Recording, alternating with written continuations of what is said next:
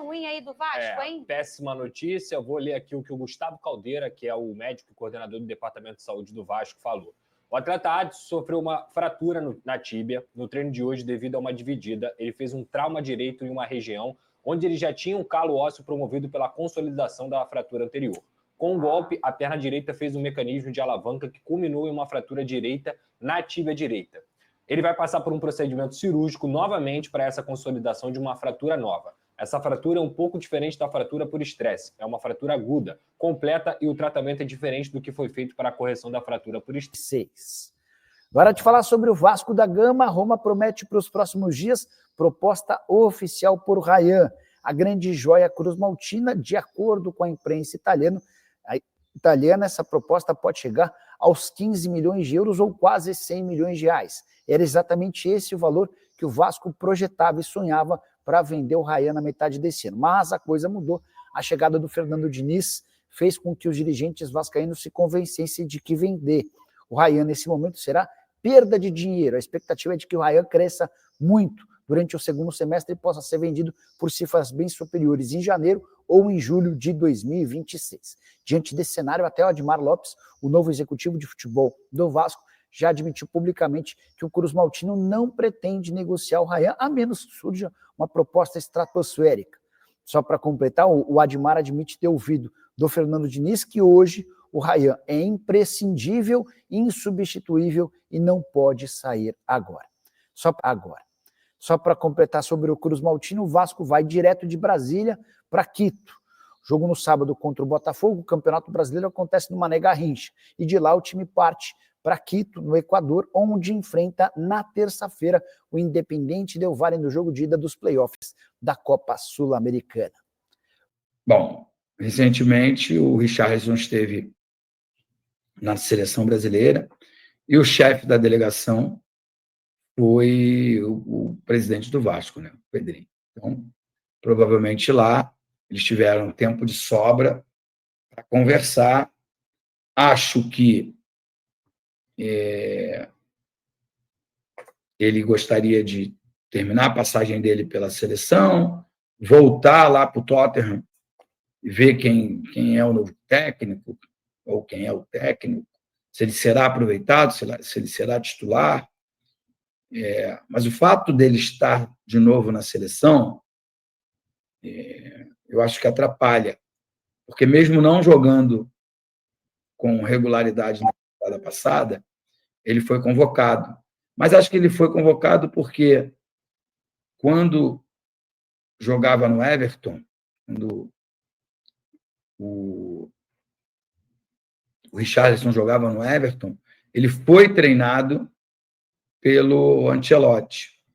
E acho que por isso ele convocou o Richarlison, muito mais por isso do que pelo fato dele estar jogando bem lá ou com uma certa regularidade. Eu acho que não é só sondar, acho que você tem que apresentar um projeto. Hoje, o atleta faz algumas exigências, uma delas é que o time seja forte e competitivo, a segunda, que tenha um CT à altura dos times da Europa, e principalmente que pague em dia, ou que possa pagar aquilo que foi combinado. Acaba sendo natural, normal, os jogadores voltarem, né, para os seus países de origem, geralmente voltam para o clube que o revelou. Eu já até vi foi ontem, eu vi uma postagem do próprio Richards, mostrando todas as camisas que ele jogou, né, mostrando ali uma gratidão, que é sempre legal. Acho que esses times têm sempre preferência. No caso, aqui no Brasil, ele jogou no América Mineiro e no Fluminense. Acho que o América Mineiro, jogando a segunda divisão, não está pronto para recebê-lo, neste momento, né? Pode ser que no futuro, sim. Mas nesse momento não. Então me parece que o Fluminense poderia ser o time mais preparado para uma volta dele. Mas, como ele já disse algumas vezes que é Vasco, que é torcedor do Vasco, acho que não custa nada tentar. Né? Se tentaram, já acho que é um grande feito. Né? Já sai da inércia, sai do marasmo, né? E começa a sonhar e pensar em contratar jogadores de alto nível. Tá bom? Grande abraço. Preocupado na semana foi ver que as dívidas estão aumentando.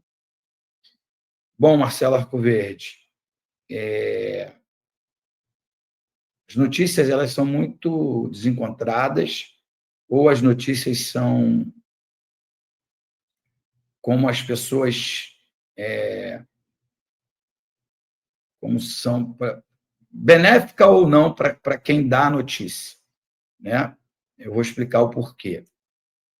É claro que a dívida vai aumentar. O maior juros que existe no Brasil é os juros da justiça. O maior do cartão de crédito. Só que 90% das bandeiras de cartão de crédito elas não são brasileiras. Então, o maior juros aqui do Brasil ela é da justiça. Você deixar um dinheiro render, uma dívida de clube rende muito mais, rende quase que o dobro do que no banco. Então, o Vasco está pagando a pinga-gotas, porque, uma vez SAF, ela tem uma série de benefícios, mas você tem que pagar. Com isso, o Vasco está tentando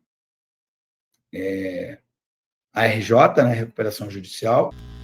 E você viu o Lucas Pedrosa analisando tudo que envolve a lesão do Adson. E aqui, complementando a nota oficial do Vasco da Gama, eu vou estar passando para vocês. Vamos lá. Ele leu até uma parte da nota falando que teve a consolidação de uma fratura nova. Essa fratura é um pouco diferente da fratura por estresse. É uma fratura aguda, completa, e o tratamento é diferente do que foi feito para a correção por estresse.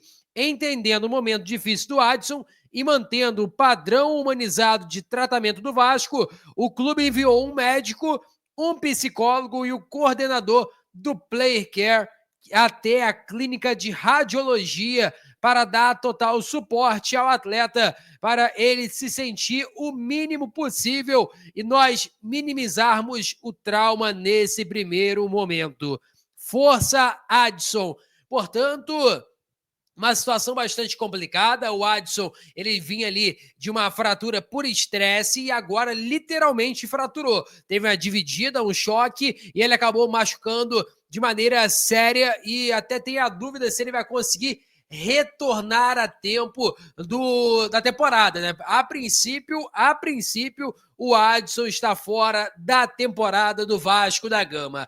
E o Vasco, que tinha dúvida ali se precisava de um ponta, agora, mais do que nunca, precisa ir no mercado e precisa buscar esse jogador. A tendência é que 2 nomes estejam na mesa, que é o Alaminda e também o Andrés Gomes, jogadores que um equatoriano e um colombiano são os nomes aí na mesa do Vasco da Gama, só que teria que fazer uma compensação financeira para que possa contar com os 2 atletas.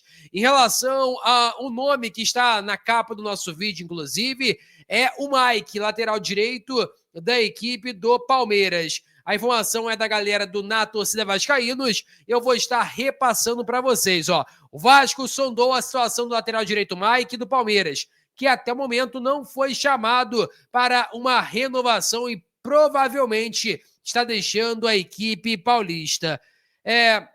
Um detalhe importante que, junto disso, o Vasco pode estar tendo a saída do Pumita, né? Jogador que interessa ao Nacional do Uruguai, clube na qual ele jogava anteriormente, antes de chegar na equipe do Vasco.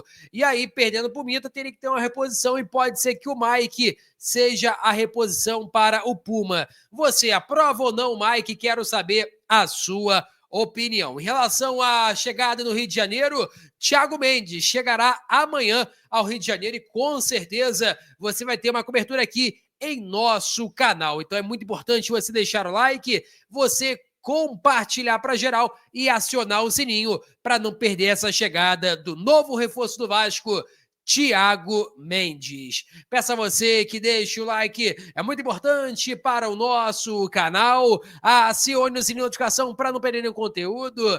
Nossa meta é alcançar o mais rápido possível 60 mil, conto muito com a sua ajuda e também com a sua moral. Vou ficando por aqui, mas tamo junto e é nóis! Fui!